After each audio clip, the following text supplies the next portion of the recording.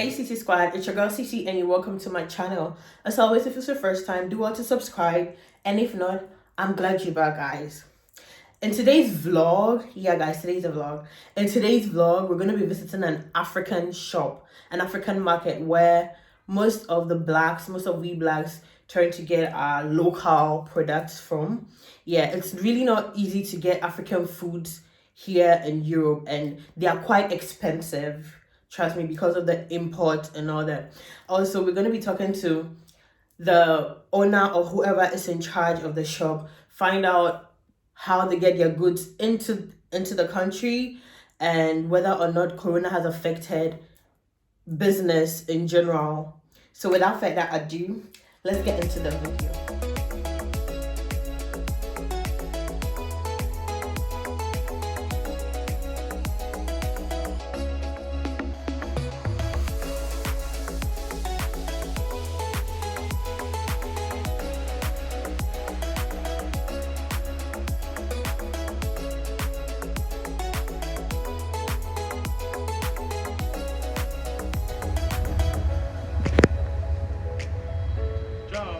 Ciao.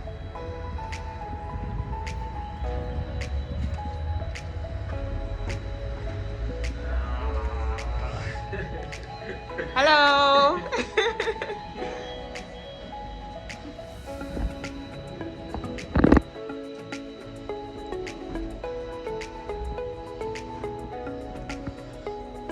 Hi guys. So they have hair extensions, they have clothes, hair products. I love this range though. They have groceries, African shawl, African rice, Thai rice, plantain chips, my god, granuts.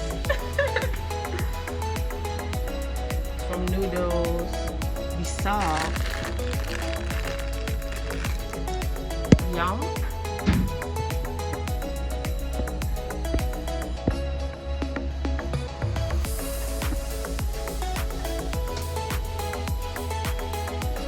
Well, that's my friend. Say hello to the camera. Hello. He's so camera shy. He's so camera shy, God. Garlic,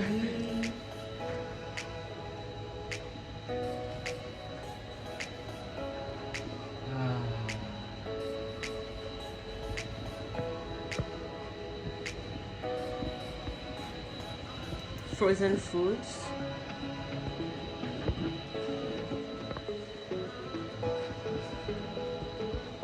cosmetics,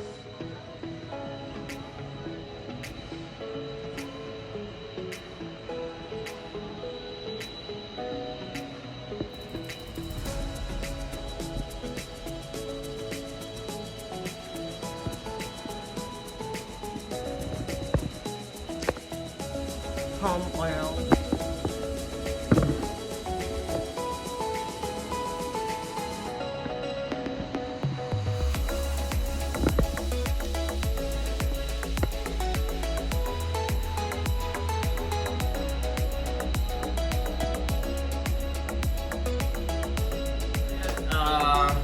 What's the name of this thing?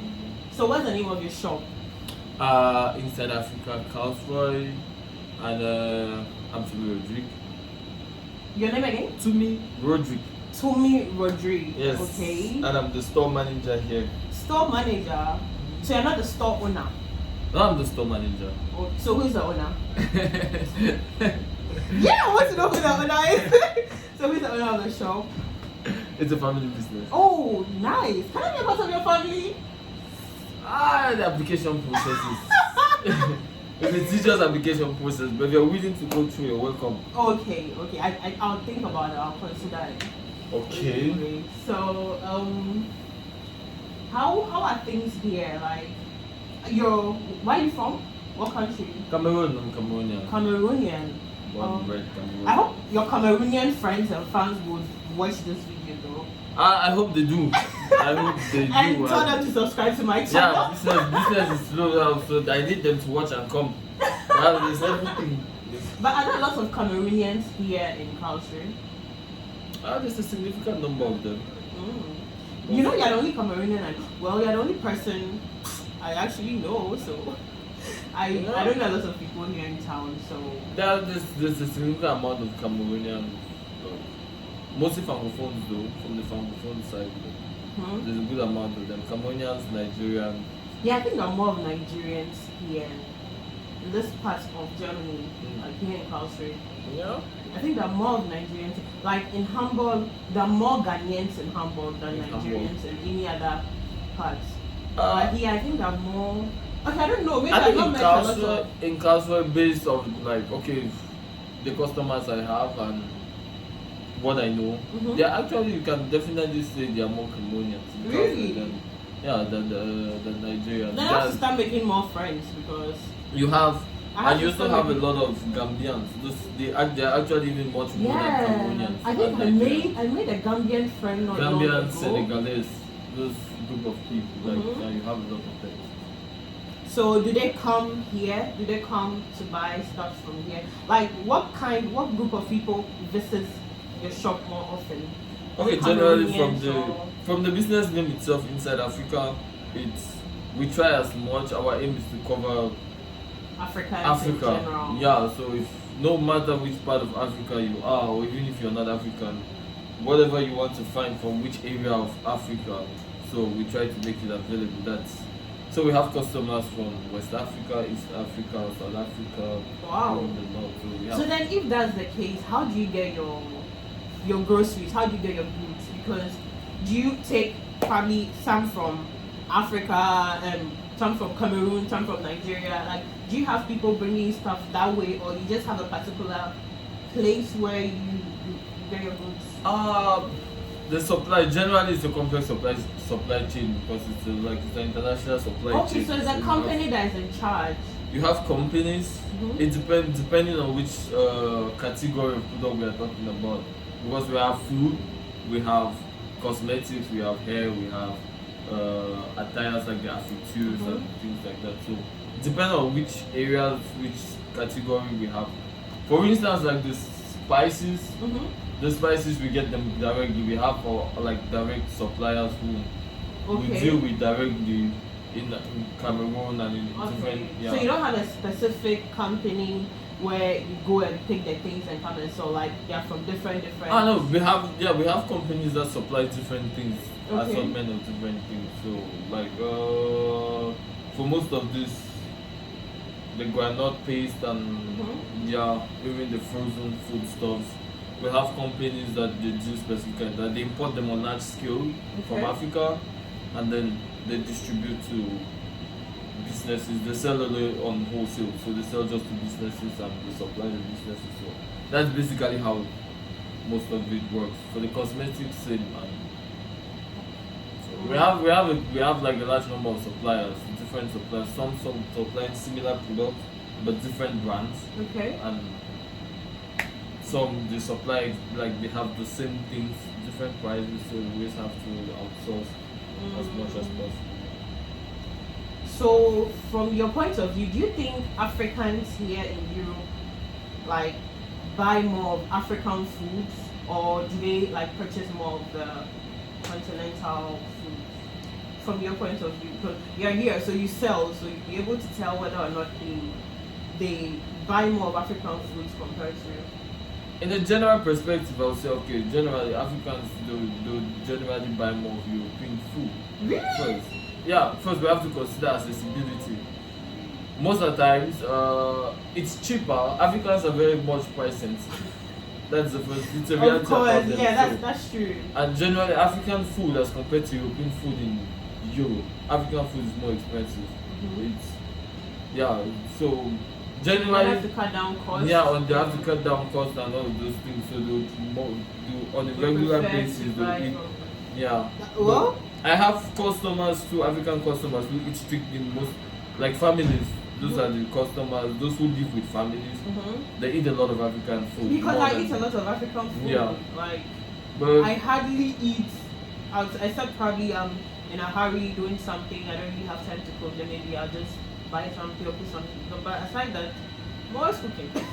well, Like I really prefer to buy African food, eat African food. But yeah, they're expensive compared because you're not in Africa, so you wouldn't get it as cheap as you would get it when you're in Africa. Exactly. So I think the best way to put it is about the taste.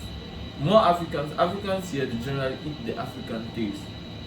But in perspective to where they get the food from, it's now different because you have similar things which you can get from the European stores, which you can be able to come up with an African taste with it. So really, okay, but I think it's still different when you're buying from an African product and preparing an. I still feel the taste is a little bit different. Of course, the taste. Of course, the taste is different. But for like, if let's say you want to do like fried rice, the ingredients you need to do fried rice, basically the most basic ingredients, you can get them from any supermarket. Yeah, that's true. So basic meals like that, it's. Hello. Okay, good. Take a break. How did you like acquire the shop? Like, what's the process? Is it so difficult? Is it like renting a normal apartment? Normally the procedure is standard for every we're in Germany. So there's a standard procedure to acquire a property if you want to rent. You find the property either online or however you find it, and then you have to show proof that you're able to pay for it consistently, and for a business place at least the contract has to be a year, and we have those basic things. But behind the doors, there are extra challenges that come. First, as a foreigner, it's not just easy getting a place, especially a business place, because a business like this, the picture of the African business, the African foodstuff business generally in Europe, it has been painted black, it has been painted as nasty, it already has a nasty stain to it. So landlords already know if they give you a place, there will always be a lot of noise, rowdiness, crowd.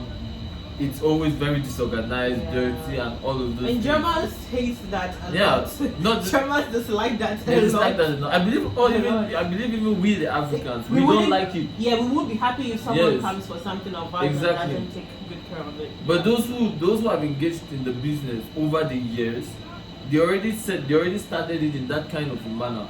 So now it's like the normality amongst the Africans that when you go to an Afro shop, it's always somehow, and things like that.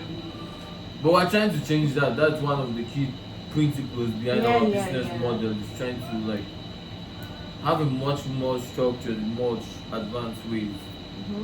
It's actually very important.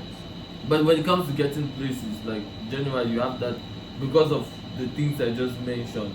It's always then coupled with you meet a racist landlord or an agent. He does not. It becomes another problem. So you have those challenges. Once you navigate them, you can always get a place. Yes. And what about the cost? Is it very expensive? Like, do you pay monthly, like just like normal rent, or do you pay? Normally you have a fixed. It's a standard monthly rent. Standard monthly rent. You know about the neighborhood costing and all of these things. So does the rent have to do with the size of the shop? Of course, in business, the same. General property, real estate, the application is the same, whether in commercial or in private living spaces. The application is the same. Location counts. Location affects price. The accessibility to key points in town. All of those things, to transport facilities, the account to the price. And same for business. If you're located, you have like A-point areas. A-point areas are city center areas. So normally, if you're located as a business, you have more access to customers. It's easy for people to come. That's when people come together. So the prices, those are the things I cannot. So do all these factors affect the prices of the goods you sell? Of course. course. Interesting. Of course. You know, you have a lot of people, you have a lot of Africans, especially the young ones too, like your students and all. They try doing the little petite businesses, and you also have the people who move and sell in the lagers and do all those things. But the reality there is, of course, they can sell cheaper and stuff like that. But for a business, it's different. You pay rent, you pay bills for owning a business. You pay tax and all of those things. So all of that applies. It goes back to on the products. The consumer pays for everything. So would it be okay for you to share with us the price you pay for like a place like this? Like roughly. It doesn't really have to be, but like roughly. That's an estimate that I cannot actually share. Even an estimate I cannot like really a month. Close, but I thought you said it's a fixed amount. Yeah, but I cannot actually share that with you. Okay. But is it like within 500, 700 a month? 700 euros a month? Or more sometimes. I think it's best. I think the best way to get for you to get an estimate based on location, property size, and things like that. Whenever you go online and search. Okay. I'll do that. If you look at you don't want to tell me about real estate, if you look at real estate out in Carlsbad, you can be able to come up with a price scale of where they fall. You know. So, but generally, your cost of a business always depends also on what you do. What you're doing, yeah.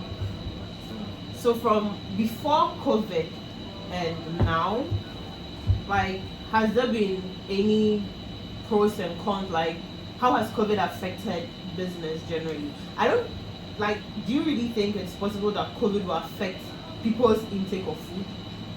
Of course. How? The world we have to be realistic. This world runs on money. Money. The flow of money is what keeps it. So yeah, exactly. Yeah. Now with COVID, a lot of people are out of jobs. Especially we're in a market where we have our customers generally are foreigners. Like our key customers are foreigners. Yeah. Most of them are out of jobs. Are out of work now because because of COVID. Because of COVID and lots of them. A lot. So they try to ration how much they buy and how much they consume. But generally, the effect of COVID on the business, we have been open throughout the lockdown. We have been able to keep business doors open, but really it's still down. It's taking a really downturn on the business. Spending habits of people, spending levels has of reduced. People are trying to manage more now. Exactly. Before COVID, our market, our customers, the culture that surrounds the Africans, it's about always being together, coming together, having meals, organizing parties. We celebrate everything. We celebrate a lot. True. And so there's always buying of African exactly, stuff. and that's what has the market. But that's true. now with COVID, there's no gathering. There's no gathering, no celebrations, none of those things. So you have a very good point. That's really true. People now they buy just for their consumption for themselves, and if they are lucky, for those who live with others at home, okay, they can eat. But generally, you buy as much. If you're not able to eat it, it stays in the fridge, and it has to take a long time before you finish it and you're able to buy again. So, but before COVID it was different. You have visitors, people buy food and people come visit them, and trust me, Africans like parties. Exactly. It's always one party after another. Hello. Yes, so women are there. Women. Good. I noticed the people coming in talking about packages and stuff. Yes, we do Hermes. Oh, you do Hermes? We do Hermes, GLS, and UPS. GLS and UPS. So people send packages or they receive packages? You send, you receive. So if I want to receive a package here, how do I go about it? Oh, you just have to on each of the companies, on each of the carrier services, they have our address. You can select from, or you can put in our address directly. Okay. This packet shop. You can select which packet shop you want to use. Okay. You can select ours from the list you have, or you put it in directly. So GPS, Hermes, GLS, UPS, GLS, yes, GLS, UPS, and Hermes. I don't know about Hermes Group, but I think I've tried receiving packages from them a couple of times and it didn't go well. So I don't really like. Yeah, I think they're very straight. They work well. Really? Out of the other two which I work with, Hermes is better. Yeah, they seem very much organized and. Wow. Okay. UPS too. All of they have differences in the way they do their things, but it kind of works. They have like a whole company going on here. Actually, inside Africa, It's really inside Africa. Yeah, it's a big enterprise. It's a big enterprise still in the making. It's still in its baby. It's still learning how to crawl. Wow. So that that's means how. that bigger things yet to happen. As life goes on, you have to keep going with the trade. Oh, and I think you send packages to Africa as well. Yeah, you can ship to Africa. So if I have stuff I want to ship to Africa, how do I go about it? Do I bring the things here? Do you come for it? Like, what's the whole plan?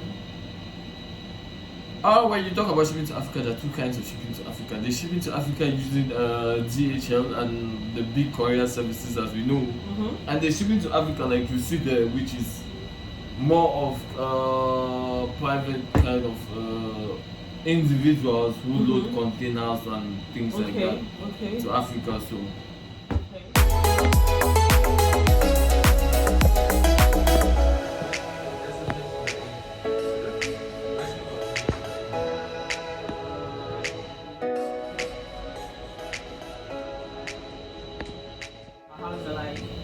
Like private one? Yeah, they have them they deal with used, like they load used things and also brand new things. So you can always, they have like this.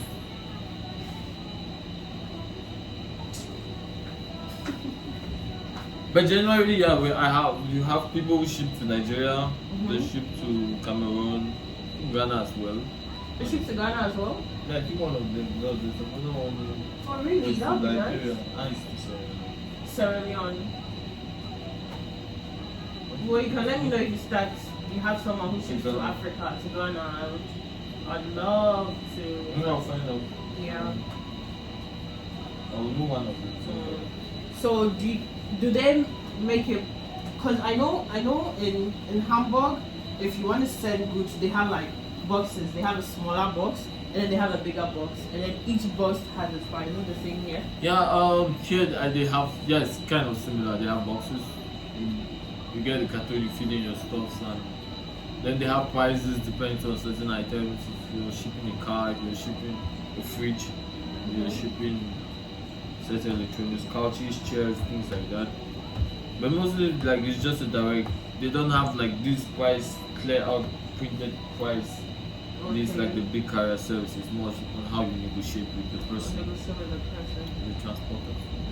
Okay, that's good. It was nice having a chat with you. It's been very insightful. It's been very educative.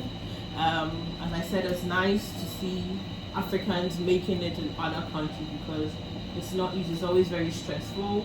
Personally, I don't have a shop, I don't have all this things, but I've been through hell. Yeah, I've been through hell, especially when you don't have anyone in the particular country where you're going to or stuff like that. It's quite very more difficult. So yeah, it was nice talking to you. It was nice. It was a pleasure. Yeah. And anyway, tell your people to subscribe to my channel. Tell them to subscribe to my channel. Just let them subscribe. Okay, so I can just say that. Okay, everyone, please subscribe to her channel and give the thumbs up. Yeah, comment. I will be hoping to see you guys. I don't know. Adios.